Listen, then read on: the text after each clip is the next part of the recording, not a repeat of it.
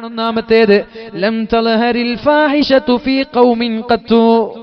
ഒരു സമൂഹത്തിൽ വിചാരവും മോശപ്പെട്ട പ്രവർത്തനങ്ങളും ഹറാമും പരസ്യമായാൽ ഇത് തന്നെ പരസ്യമായി കൂടെ പഠിക്കുന്ന ക്ലാസ്മേറ്റിന്റെ കൂടെ ടൂർ പോവാ, കൂടെ പഠിക്കുന്ന ക്ലാസ്മേറ്റിന്റെ കാറിൽ സഞ്ചരിക്കുക ഒരു മഹറമില്ലാതെ, കൂടെ പഠിക്കുന്ന ക്ലാസ്മേറ്റിന്റെ കൂടെ ജ്യൂസ് കുടിക്കാൻ വേണ്ടി പോവാ ഒരു മഹറമില്ലാതെ, അന്യപുരുഷന്മാരുടെ കൂടെ പരസ്യമായി യാത്ര ചെയ്യൽ തന്നെ അള്ളാഹുവിനെ വെല്ലുവിളിക്കലാണ്.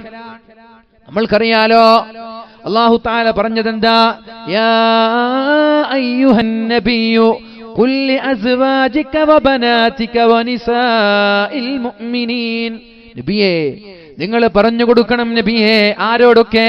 ലി അസ്വാജിക, നിങ്ങളുടെ ഭാര്യമാരോട്, വബനാതിക, നിങ്ങളുടെ മക്കളോട്, വനിസാഇൽ മുഅ്മിനീൻ, സ്ത്രീകളായ മുഅ്മിനാത്തുകളായ പെണ്ണുങ്ങളോടും പറഞ്ഞു കൊടുക്കണേ. യുദ്നീന അലൈഹിന്ന മിൻ ജലാബീബിഹിന്ന, അവരുടെ മൂടടം താഴ്ത്തിയിടട്ടെ. മുഖം കാണിച്ച്, കൈകൾ കാണിച്ച്, ശരീരത്തിന്റെ അംഗലാവണ്യം കാണിച്ച്, ഇറുകിയ വസ്ത്രം ധരിച്ച് ദയവ് ചെയ്ത് പുറത്തിറങ്ങല്ലേ.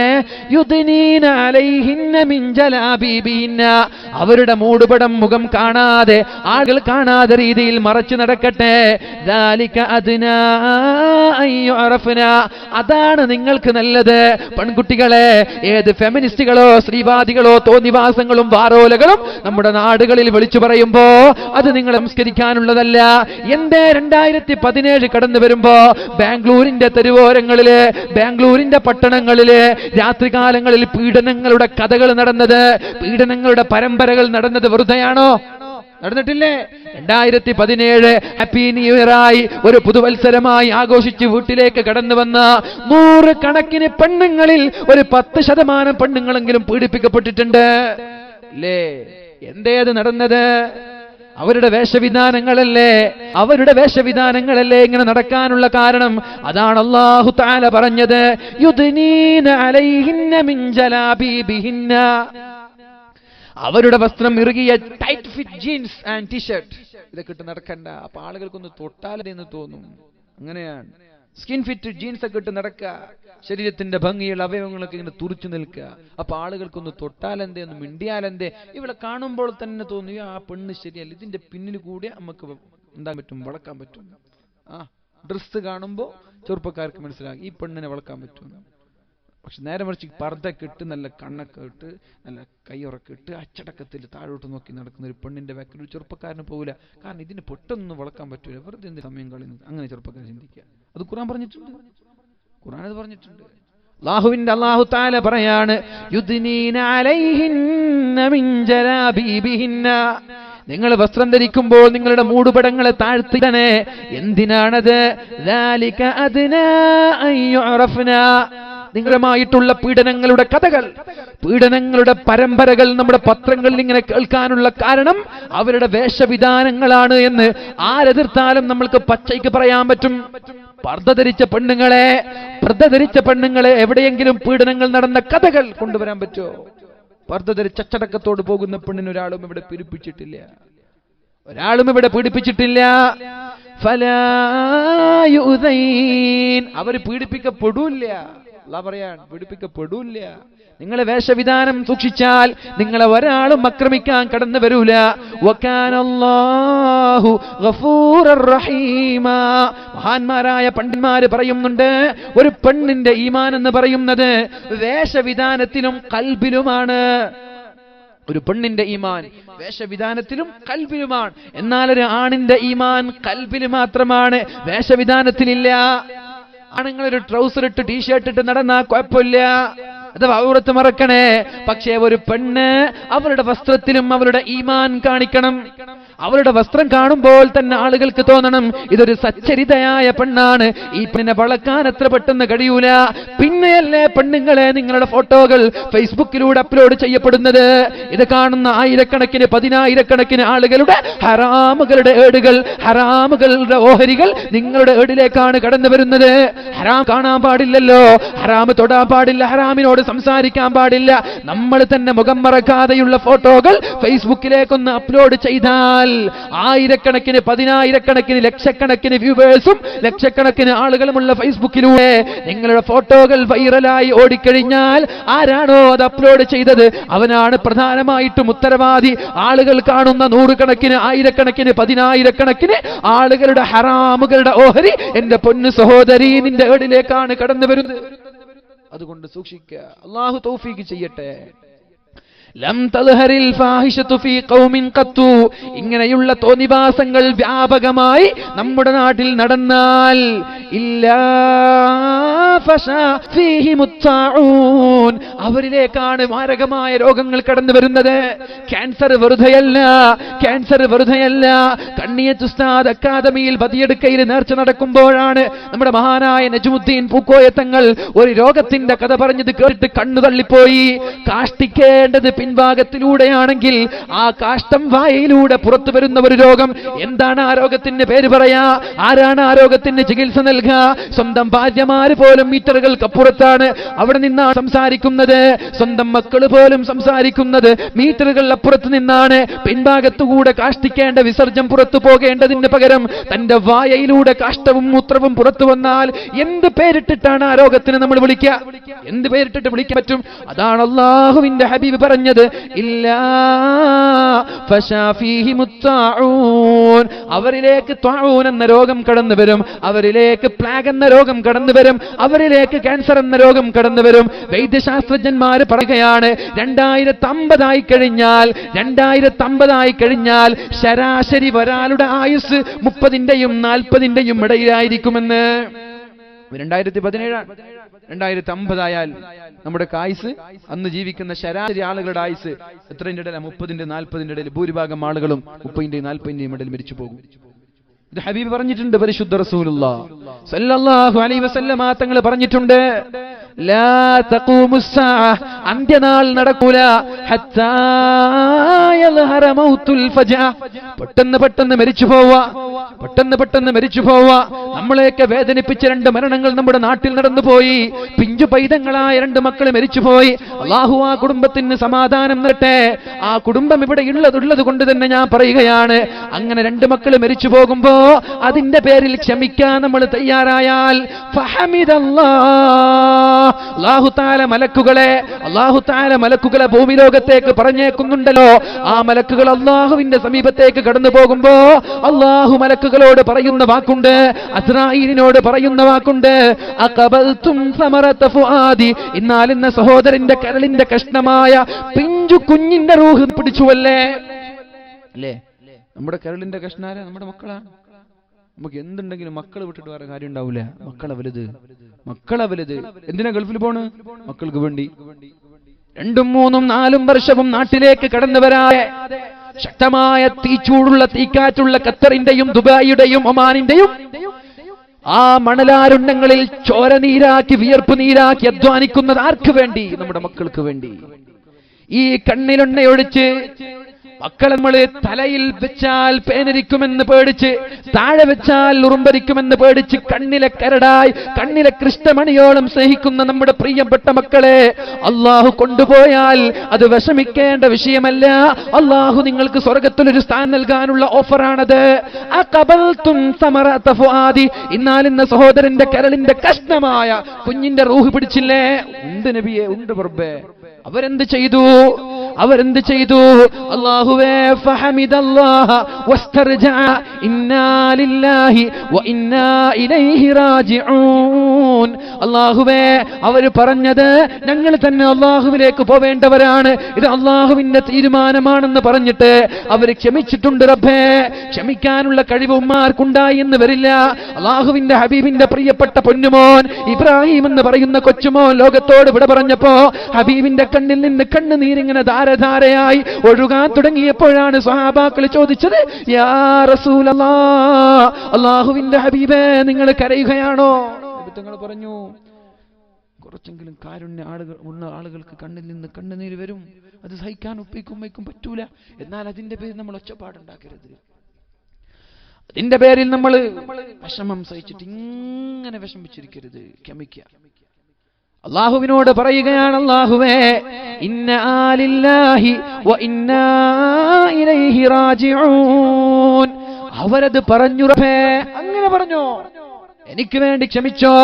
അതുകൊണ്ട് ഇബ്നു ലഹു ബൈതൻ ഫിൽ ജന്ന, ആ ഉപ്പാക്കും ഉമ്മാക്കും സ്വർഗ്ഗലോകത്തൊരു വീട് പണിയണേ. മലക്കിനോട് പറയുമത്രേ, ചെറുപ്പകാലത്ത് പൊന്നുമക്കളെ അള്ളാഹു തിരിച്ചു വിളിച്ചാൽ, അള്ളാഹു തിരിച്ചു കൊണ്ടുപോയാൽ ഇത് അള്ളാഹുവിന്റെ അമാനത്താണ്, ഇത് അള്ളാഹുവിന്റെ സമ്പാദ്യമാണ്, അള്ളാഹു സൂക്ഷിക്കാൻ തന്ന മുതലാണ്. ചില ആളുകൾ 60 വയസ്സ് വരെ ജീവിക്കുമെങ്കിൽ അള്ളാഹു ചില ആളുകളെ 10 വയസ്സിന് മുമ്പേ കൊണ്ടുപോകും. ഇത് അള്ളാഹു സൂക്ഷിക്കാൻ ഏൽപ്പിച്ച മുതലാ. അങ്ങനെയുള്ള മുതലിനെ അള്ളാഹു തിരിച്ചു കൊണ്ടുപോകുമ്പോ അതിന്റെ പേരിൽ ക്ഷമിച്ചാൽ ഫസമ്മൂഹു ബൈത്തൽ ഹംദി, സ്തുതിയുടെ വീട് എന്ന പേര് വെച്ചിട്ട് മനോഹരമായ വീടുണ്ടാക്കി ഈ ഉമ്മാക്കും ഉപ്പാക്കും വേണ്ടി അള്ളാഹു നാളെ സംരക്ഷിക്കുമെന്ന് പരിശുദ്ധ റസൂലുള്ളാഹ്. മരിച്ചുപോയ മാതാപിതാക്കൾക്ക് അള്ളാഹു പകരം നൽകട്ടെ. അള്ളാഹു സ്വർഗ്ഗലോകത്തൊരു മനോഹരമായ വീട് നൽകട്ടെ. അള്ളാഹു നല്ലൊരു പകരം ദുനിയാവിൽ തന്നെ നൽകുമാറാവട്ടെ. അള്ളാഹു ഒരു സമാധാനം നൽകുമാറാവട്ടെ. ഇങ്ങനെയുള്ള അപകടങ്ങളിൽ നിന്ന് അള്ളാഹു നമ്മളെയും കാക്കുമാറാവട്ടെ. സഹോദരങ്ങളെ, അവസാന കാലഘട്ടം വരുമ്പോ യൽഹറു മൗതുൽ ഫജാ, പെട്ടെന്ന് മരിച്ചു പോകുന്ന അവസ്ഥ ഉണ്ടാകും. ബാദിറൂ ബിൽ അമാലി ഫിതനാ, നബി തങ്ങൾ പറഞ്ഞു പെട്ടെന്ന് നന്മ ചെയ്യണേ, പെട്ടെന്ന് നന്മ ചെയ്യണേ. അതുകൊണ്ടാണ് പള്ളിക്ക് വേണ്ടി കൊടുക്കാൻ പറഞ്ഞത്. സമയം കൂടുതലില്ല, സമയം ഇനി നമ്മുടെ മുന്നിൽ കൂടുതലില്ല. മഹ്ദി ഇമാം ഇന്ന് ജീവിച്ചിരിപ്പുണ്ട് എന്ന് വിശ്വസിക്കുന്ന പണ്ഡിതന്മാർ നമ്മുടെ സമൂഹത്തിലുണ്ട്. മഹ്ദി ഇമാം അവസാന കാലഘട്ടത്തിൽ വരുന്ന ദൃഷ്ടാന്തമാണെങ്കിൽ മഹ്ദി ഇമാം ഇന്നും ജീവിച്ചിരിപ്പുണ്ട് എന്ന് വിശ്വസിക്കുന്ന ഒരുപാട് പണ്ഡിതന്മാർ നമ്മുടെ കേരളത്തിലുണ്ട്. മഹ്ദി ഇമാം ജനിക്കുന്നത് ഒരാൾക്കും അറിയില്ല. 40 വയസ്സുവരെ മഹ്ദി ഇമാമിന് വരെ അറിയില്ല ഞാൻ മഹ്ദി ഇമാമാണെന്ന്. ഒരു രാത്രിയിലാണ് അള്ളാഹു അറിയിച്ചു കൊടുക്കുക, ഒരു രാത്രിയിലാണ് അള്ളാഹു അറിയിച്ചു കൊടുക്കുക, നീയാണ് മഹ്ദി. അപ്പോഴാണ് മഹ്ദി ഇമാമിന് അറിയുക.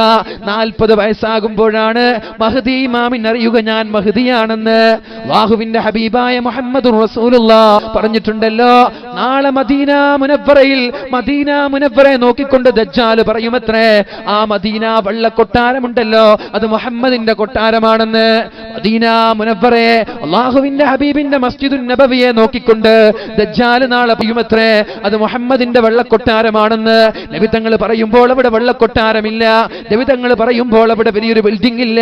നബി തങ്ങൾ പറയുമ്പോൾ അവിടെ ഓലമേഞ്ഞ വീടാണ്, ഈന്തപ്പനയുടെ മട്ടലുകൾ കൊണ്ടും മണ്ണ് കൊണ്ടും ഉണ്ടാക്കിയ വീടാണ്. എന്നാൽ 14 വർഷങ്ങൾക്കിപ്പുറം, 14 നൂറ്റാണ്ടുകൾക്കിപ്പുറം അത് വെള്ളക്കൊട്ടാരമായി പരിണമിച്ചിട്ടുണ്ട്. ഇന്ന് നിങ്ങൾ മദീന കാണുമ്പോൾ അതൊരു വെള്ളക്കൊട്ടാരമാണ്. അതിന്റെ ദൃഷ്ടാന്തം എന്താണത് പറഞ്ഞു തരുന്നത്? അന്ത്യനാൾ നമ്മുടെ മുന്നിലുണ്ട് എന്നാണ്, ഖിയാമത്ത് നാൾ അടുത്തു എന്നാണ്. അന്ത്യനാൾ അടുത്തിരിക്കുന്നു, അന്ത്യനാൾ അടുത്തിരിക്കുന്നു. ചന്ദ്രൻ 2 കഷ്ണമായി പിളർന്നിരിക്കുന്നു. എപ്പോഴാണ് ചന്ദ്രൻ 2 കഷ്ണമായി പിളർന്നത്? അല്ലാഹുവിൻ ഫിതന, സമാധാനമില്ലാത്ത ഒരു കാലം നിങ്ങളിലേക്ക് കടന്നു വരാനുണ്ട്, സന്തോഷമില്ലാത്ത ഒരു കാലം നിങ്ങളിലേക്ക് കടന്നു വരാനുണ്ട്, അക്രമങ്ങളുടെ നരനായാട്ടുകൾ നടക്കുന്ന ഒരു കാലം നിങ്ങളിലേക്ക് കടന്നു വരാനുണ്ട്. ആ കാലത്തിലാണല്ലോ നമ്മളൊക്കെ ജീവിക്കുന്നത്. അതുകൊണ്ട് ഇനി ഒരുപാട് കാലത്ത് ആയുസ് നമ്മൾക്കില്ല, ഒരുപാട് കാലത്ത് ആയുസ് ഭൂമിക്കുമില്ല. അതുകൊണ്ട് മാക്സിമം നന്മ ചെയ്യണേ, ഒരുപാട് നന്മ ചെയ്യണേ, ഒരുപാട് സദഖകൾ കൊടുക്കണേ. ഇങ്ങനെയുള്ള സുവർണാവസരങ്ങൾ നഷ്ടപ്പെടുത്തരുത്. മരിക്കുമ്പോഴായിരിക്കും ഇതിന്റെ മഹത്വം തിരിച്ചറിയുക. അതുകൊണ്ട് സിമന്റ് ഏറ്റെടുക്കുന്നവർക്ക് സിമന്റ് ഏറ്റെടുക്കാം, കമ്പി ഏറ്റെടുക്കുന്നവർക്ക് കമ്പി ഏറ്റെടുക്കാം, ഇതിന്റെ മറ്റുള്ള ചെലവുകൾ ഏറ്റെടുക്കുന്നവർക്ക് ഏറ്റെടുക്കാം. അല്ലാഹു നമ്മളെയൊക്കെ രക്ഷപ്പെടുത്തുമാറാവട്ടെ. ലം തൽഹരിൽ ഫാഹിഷതു ഫീ ഖൗമിൻ ഖത്തു, ഒരു സമൂഹത്തിൽ തിന്മ ഇങ്ങനെ വ്യാപകമായാൽ, എന്ന് വെച്ചാൽ ഒരു പെണ്ണും ആണും ചാറ്റ് ചെയ്യുന്നത് വളരെ ലാഘവത്തോടെ കണ്ട ഒരു പെണ്ണിനോട് പറയാണ് ഒരു ബോയ് ഫ്രണ്ട് പറ്റൂല. ഒരു ബോയ് ഫ്രണ്ട് പറ്റൂലെന്നോ പെണ്ണ് ചോദിക്കുകയാണ്. സ്കൂളിൽ പഠിക്കുന്ന വിദ്യാർത്ഥികളോട് അന്യപുരുഷൻ ബോയ് ഫ്രണ്ട് പറ്റൂല എന്ന് പറയുമ്പോൾ പെണ്ണ് ചോദിക്കുക, ബോയ് ഫ്രണ്ട് പറ്റൂല, അതിലിപ്പോ എന്താ തെറ്റ്? ആരാ ബോയ് ഫ്രണ്ടിനുള്ള സമ്മതം തന്നത്? ആരാ? റസൂലുള്ളാഹി സ്വല്ലല്ലാഹു അലൈഹി വസല്ലമ തങ്ങളുടെ വീട്ടിലേക്ക് ഉമ്മു സലമ റളിയല്ലാഹു അൻഹയും മൈമൂന ബീബി റളിയല്ലാഹു അൻഹയും അല്ലാഹുവിന്റെ ഹബീബിന്റെ വീട്ടിലിരിക്കുമ്പോഴാണ് അന്ധനായ കണ്ണ് കാണാത്ത ഉമ്മു മക്തൂം എന്ന് പറയുന്ന സ്വഹാബി കടന്നു വന്നത്. തങ്ങൾ പറഞ്ഞു, വേഗം കിച്ചണിൽ പോ, കാണാൻ പാടില്ല. അപ്പോ പെണ്ണുങ്ങൾ ചോദിച്ചു, എന്താണ് നബി? അതൊരു കണ്ണ് പൊട്ടനായ സ്വഹാബി, അയാൾക്ക് നമ്മൾ കാണൂലല്ലോ. ഇത് നമ്മൾ മനസ്സിലാക്കണേ, പെണ്ണുങ്ങളൊക്കെ മനസ്സിലാക്കണേ. ഉസ്താദുമാരെ കാണുമ്പോൾ മാത്രം തട്ടൂട. എന്താ ഈമാനല്ലേ? ഉസ്താദുമാരെ കണ്ട തട്ടൂട. എന്നാ പിന്നെ വീട്ടില് സ്ഥിരം ജോലിക്കാർ, അവർക്കൊരു കുഴപ്പമില്ല. വീട്ടിൽ എന്താ ഡ്രസ്സ് ഇടുന്നത് ആ ഡ്രസ്സുമായിട്ട് സ്ഥിരം ജോലിക്കാരുടെ അടുത്തേക്ക് അവർ പിന്നെ ആങ്ങളും പങ്ങളും പോലെ അവരോട് സംസാരിക്കും. മീൻ വിൽക്കാൻ വരുന്ന ആൾ സ്ഥിരമായിട്ട്, പത്രം കൊണ്ടുവരുന്ന ആൾ സ്ഥിരമായിട്ട്, വീട്ടിൽ എന്തെങ്കിലും വയറിങ്ങിന്റെയോ പ്ലംബിങ്ങിന്റെയോ ജോലിക്ക് വരുന്ന ആൾ, അവരെ പിന്നെ നമ്മുടെ സ്വന്തം ആങ്ങളമാര്. എവിടെന്നെങ്കിലും ഉസ്താദുമാരെ കാണുമ്പോൾ വലിയ ഈമാന്. എങ്ങാനൊരു വെള്ളക്കുപ്പായം കണ്ടാ പഠിച്ചോനെ ഉള്ള പെങ്ങന്മാരൊക്കെ ഉള്ള കോടി കിച്ചണ്ടെത്തി. ഇതാണോ ഈമാന്ന് പറഞ്ഞാൽ? ഇതാണോ ഈമാൻ? ഉസ്താദുമാരുടെ മുന്നിൽ എങ്ങനെ മറഞ്ഞു നിൽക്കണം, അതുപോലെ അന്യ പുരുഷന്മാരുടെ മുന്നിൽ മറഞ്ഞു നിൽക്കണം. അത് വീട്ടിൽ സ്ഥിരം ജോലി ചെയ്യുന്ന ആളാണെങ്കിലും നമ്മുടെയൊക്കെ നാട്ടിലും കുടുംബങ്ങളിലും നടക്കുന്ന വിഷയമാണ്. വെരി സിമ്പിൾ ആയിട്ട് നമ്മൾ ഇതൊക്കെ എടുക്കാൻ. മഹദിയായ ഉമ്മു സലമ റളിയല്ലാഹു അൻഹ ചോദിച്ചു, യാ റസൂലല്ലാഹ്, നബിയേ, അതൊരു കണ്ണ് കാണാത്ത ആളല്ലേ? ഞങ്ങൾ അറിയാത്ത, ഞങ്ങളെ കാണാത്ത ഒരു അന്ധനല്ലേ നബിയേ? നബി തങ്ങൾ തിരിച്ചു ചോദിച്ചു,